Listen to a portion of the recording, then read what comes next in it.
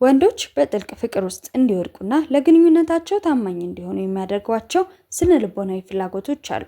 ጥልቀት ወዳለውና ወንዶች ብዙ ጊዜ በግልጽ ወደማይናገሩት ስነ-ልቦናዊ ፍላጎቶች እንለፍ። እነዚህ ነጥቦች አንድ ወንድ ከአንቺ ጋር ያለውን ግንኙነት እንደ ተራ የፍቅር ግንኙነት ሳይሆን እንደ ህይወቱ ሙሉ ምርጫ አድርጎ እንዲያይ ያደርጉታል። ምንም እንኳን እያንዳንዱ ሰው የተለያየ ቢሆንም አንድ ወንድ በፍቅር እንዲወድቅና ለግንኙነቱ ታማኝ እንዲሆን የሚያደርጉትን ስነ-ልቦናዊ ፍላጎቶችን በዛሬው ቪዲዮ እንመለከታለን። ለቻናላችን አዲስ ከሆናችሁ ሰብስክራይብ ማድረግ እንዳትረሱ። ቪዲዮ እንደምትወዱት ስለማልጠራጠር ላይክ በማድረግ ጀምሩ። ወደ ቪዲዮ።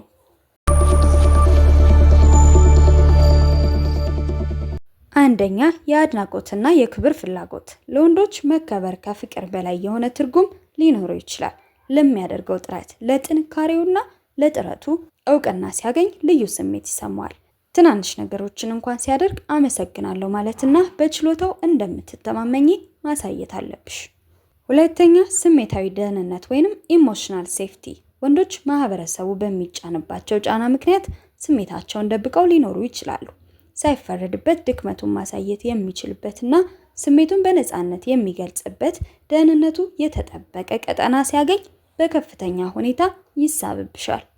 ሶስተኛ፣ ጀግና የመሆን ስሜት። ይህ ማለት የግድ ዓለምን ማዳን ማለት አይደለም። ይልቁንም ለሚወዳት ሴት ጠቃሚ መሆኑን፣ ጥበቃ እንደሚያደርግላትና ችግሮቿን ለመፍታት እንደሚችል ሲሰማው የሚፈጠር የኩራት ስሜት ነው።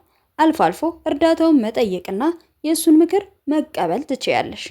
አራተኛ፣ ነፃነትና እምነት። ወንዶች ግንኙነት ውስጥ ሲገቡ ነፃነትን አጣለው የሚል ስጋት ሊኖራቸው ይችላል።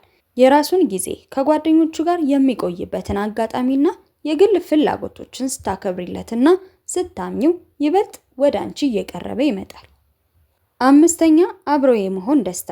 ፍቅር ከቁም ነገር ባለፈ አብሮ መሳቅና መጫወትን ይፈልጋል። አብራችሁ አዳዲስ ነገሮችን ስታደርጉና ስትዝናኑ በመካከላችሁ ያለው ትስስር እየጠነከረ ይሄዳል። ስድስተኛ፣ ተፈላጊ የመሆን ስሜት። ወንድ ልጅ በአንቺ ህይወት ውስጥ ትልቅ ቦታ እንዳለውና ያንቺን ህይወት የተሻለ እያደረገው እንደሆነ ማወቅ ይፈልጋል። ሁሉም ነገር እኔ ብቻዬን እችላለሁ የምትይ ከሆነ እሱ የሚገባበት ቀዳዳ ያጣል። ይህም ከግንኙነቱ እንዲርቅ ሊያደርገው ይችላል።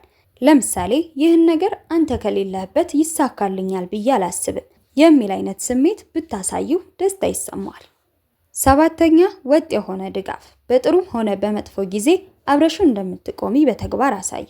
ላንቺ ያለው ፍቅር ከመውደድ አልፎ ወደ መተማመን ይሸጋገራል። ወንዶች የሚረዳቸውንና የማይለዋወጥ ባህሪ ያላቸውን ሴቶች በከፍተኛ ሁኔታ ያከብሯቸዋል። ስምንተኛ፣ የአካል ንክኪና ቅርበት። ይህ ስለ ወሲብ ብቻ አይደለም። እጅ መያዝ፣ መተቃቀፍ ወይንም በንግግር መሃል ትከሻውን ነካ ማድረግ ትልቅ ትርጉም አለው። ወንዶች ብዙ ጊዜ ስሜታቸውን በቃላት ከመግለጽ ይልቅ በአካል ንክኪ መግለጽና መቀበል ይቀላቸዋል። ዘጠነኛ፣ ለእድገቱ አጋዥ መሆን። ወንዶች ያለምንም ጫና የተሻለ ሰው እንዲሆኑ የሚያነሳሳቸውን ሴቶች በጥልቀት ያፈቅራሉ። ያለውን አቅም ስታምኝበትና ወደ ስኬት ስታበረታችሁ አንቺን እንደ ንግስትና እንደ አጋር ማየት ይጀምራል። አስረኛ፣ ግልጽነትና ቀጥተኛነት። አብዛኞቹ ወንዶች የሴቶችን የውስጥ አዋቂ ንግግሮችን ለመረዳት ይቸገራሉ። ፍላጎትሽንና ስሜትሽን በግልጽና በጨዋነት ስትነግሪው ግንኙነቱን ቀላልና ከጭንቀት ነፃ የሆነ ያደርገዋል። ይህም ደግሞ ከአንቺ ጋር የሚኖረው ቆይታ ሰላማዊ እንዲሆን ስለሚያደርገው ይበልጥ እንዲቀርብሽ ያደርገዋል። 11ኛ፣ የእረፍት ወደብ የመሆን ፍላጎት።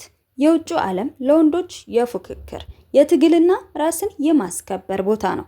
ስለዚህ አንቺ ጋር ሲመጣ ምንም አይነት ጭንቀትና ድራማ የሌለበት ሰላም የሚገኝበት ቦታ መሆኑን ካረጋገጠ ካንቺ መለየት በፍጹም አይችልም።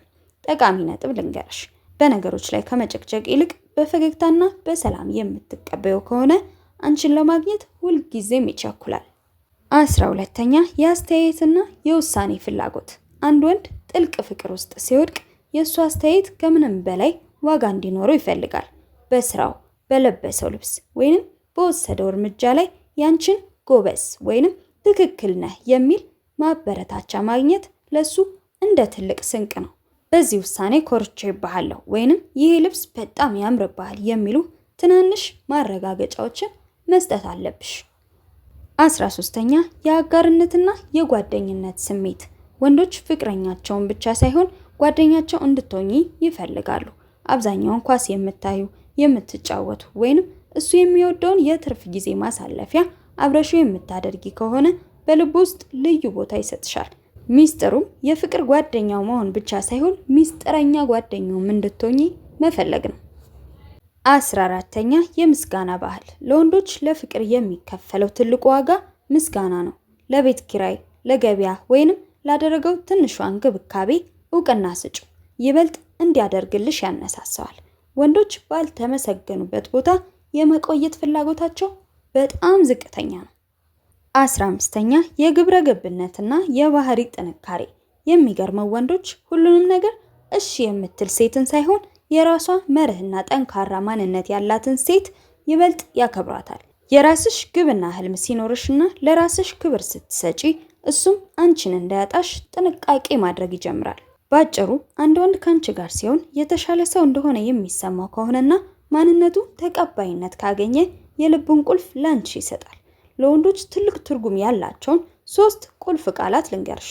ታማኝነት፣ ምቾትና እምነት ናቸው። ታማኝነት ስንል በማንኛውም ቦታ ከጎኑ መሆንሽን ማረጋገጥ ነው።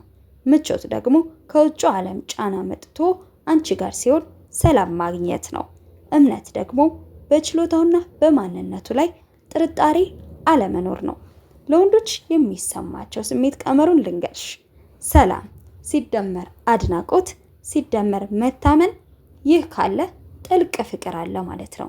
የዛሬው ቪዲዮ ይህንን ይመስል ነበር። በቪዲዮ ላይ ያላችሁን አስተያየት ኮሜንት ሴክሽን ላይ አስቀምጡልኝ። ቪዲዮውን እስከመጨረሻው ስለተከታተላችሁልኝ ከልብ አመሰግናለሁ። ሁላችሁም የባህል አልባሳትን እየሸጥኩ እንደሆነ ታውቃላችሁ። ስክሪን ላይ ባለው ስልክ ቁጥር በመደወል ወይንም በቴሌግራም ገጻችን በማውራት ያላችሁበት ድረስ የፈለጋችሁበት ቦታ እናደርስላችኋለን። ስላዘዛችሁን ከልብ አመሰግናለሁ። ቻናላችንን ሰብስክራይብ ማድረግ እንዳትረሱ። ቀጣይ በሌላ ቪዲዮ እስክንገናኝ ሰላም ሁኑ።